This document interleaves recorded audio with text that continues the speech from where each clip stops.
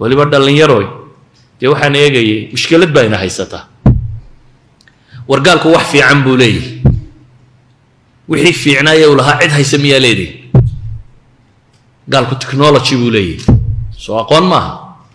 kamaradan imika horta alla laydhadhka kan waxaan daartan waxaa lagu dhisay qaab kale waa technology waa cilmi maxaa uskagiisuun innaga ina daba baray inaynu daba soconno oo wixii cilmigaa u qaadan weyno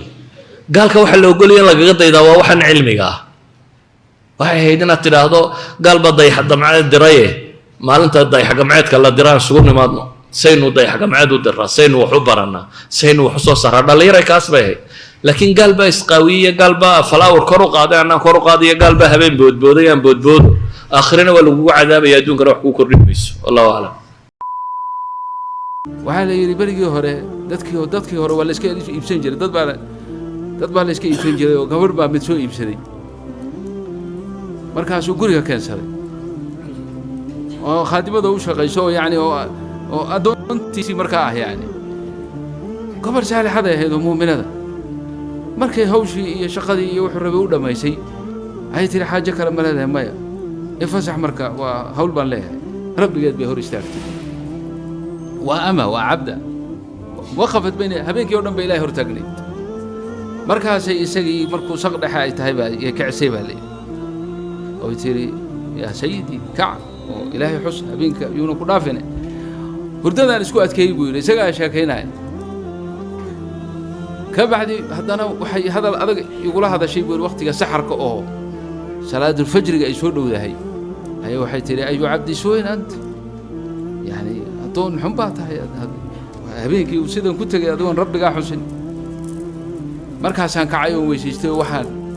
anugu agteeda ku tukanayaan waxaan maqlay buu yidhi iyadoo ku ducaysanaysoo leh allaahumma bixubbika lii fakfir lii ilaahayow waxaan kugu weydiisanayaa oo kugu dhaarinaya oo ku weydiisanayaa xubbiga jacaylka adigu aad ii leedahay jacaylkan ku jeclahay maaha ilaahu adigu jacaylka aad jeceshahay dartii iigu dembi dhaaf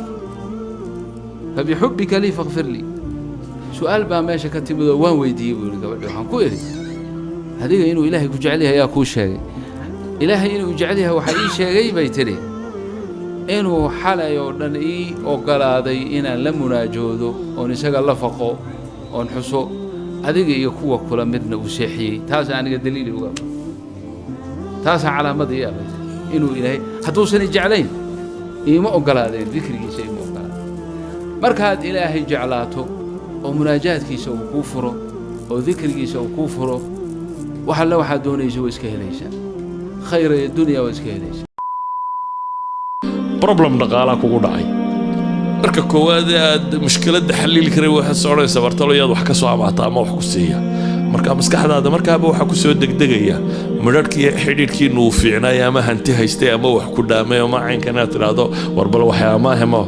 inaad wax ka weydiya inaad wax ka heshaba waa suurtagal qofka muslimka ee dhabta ahi markay dhibi ka hor timaado xalka koowaad ee uu raadiyaa waxa weeyaan rabbu samaawaati walardi inuu xidhiidh la sameeyo